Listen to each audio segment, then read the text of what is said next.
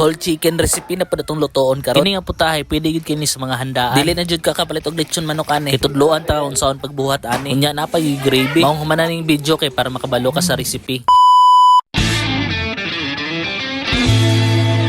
Yo, what's up? Chicken recipe na pud atong buhaton karon. Nakoy tulo ka whole chicken dire. Atuan ning itibokon nga pag-fried. Pero before ana, tarungon sa na natong hugas. Dayon kuhaon to natong mga balhibon niya nga nang bilin. Pag human natong hugas sa atong mga chicken, balhin na dayon ta dire sa gawas. Kay dire na nato lutoon. Naka-prepare na pud dire kung unsay ibutang nato sa sulod sa atong chicken. Ibutang na din nato atong garlic, isa ka paminta nga dahon, paminta nga liso, og timplahan pud din nato og asin. Kay wala man ni sakto nga sukod. Ikaw na bahala magtansya kung unsa kadaghan nga asin ang imong ibutang. Ay hada ni nato ibutang atong tanglad og sibuyas dahon. Ngani nga process ra gyapon akong buhaton sa duha ka chicken nga nabilin. Kaya dako man igbuslot ang lubot sa manok, kinahanglan din nato i-close para di gid mo gawas iyang mga lamas. Atong gamiton kining tunok sa baongon. Kuha ra tag tulo ka buok ani para sa atong tulo ka manok. Kuno atong gamiton pagtahi sa panit sa manok. Itusok ra nimo para di gid mo gawas tong mga lamas nga nasa sulod sa manok.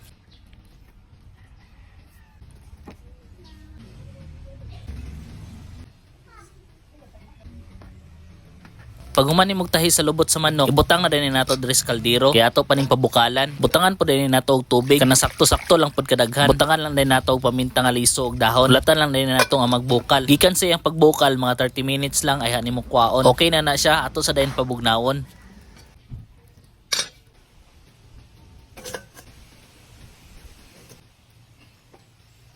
Pag mabugnaw na yung chicken, plasan dayon ni nato og toyo. Pahid na nimo siyang lawas.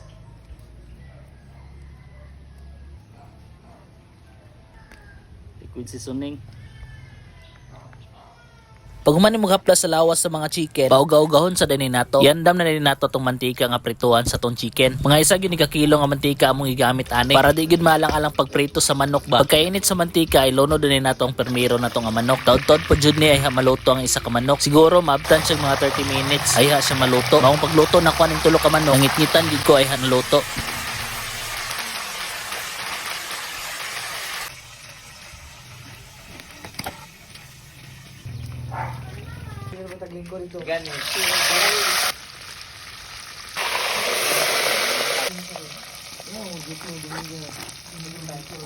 Taas yung nga proseso kung magluto kag mga inani. Hayag pa ko nagsugod, nahuman ko gabi na. Pero okay ra gyapon kay worth it man gyapon siya pag maluto na. Tanawa ra gud do kung sa kalami atong giluto. Testingin ninyo og luto og inani para makaingon gyud mong lami gid ay. Para makompleto tong fried chicken, maghimo sa tag gravy dire. Mga tunga ra ni sa butter akong gigamit ani. Butangan lang ni nato dayon og crispy fry. Mao na ni akong gigamit para na siya lasa daan. Garlic flavor din akong gigamit nga crispy fry. Kay mo gyud ni siya pinakalami nga himo og gravy. Butangan lang pud din nato dayon og toyo gamay. I-mix lang din ani mo og taro. Pag makita nimo nga lapot ra kayo buddugakan na nato og tubig. Kinahanglan makuha gyud ninyo nga texture. Kaning inani lang pagkalapot. Okay na din ni siya. Na-prepare na pud diri sa lamisa atong mga foods. Oh. Mao na itong foods karon nga gabi una. Natay whole fried chicken pero na-chop na siya. Naputay pansit pampahaba ng buhay. O garlic shrimp. Yandam na ninyong pagkaon diya kay mga na ta. Tara, foods na.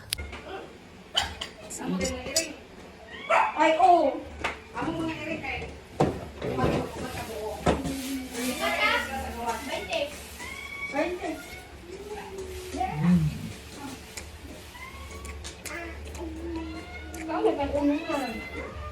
Bakal mo.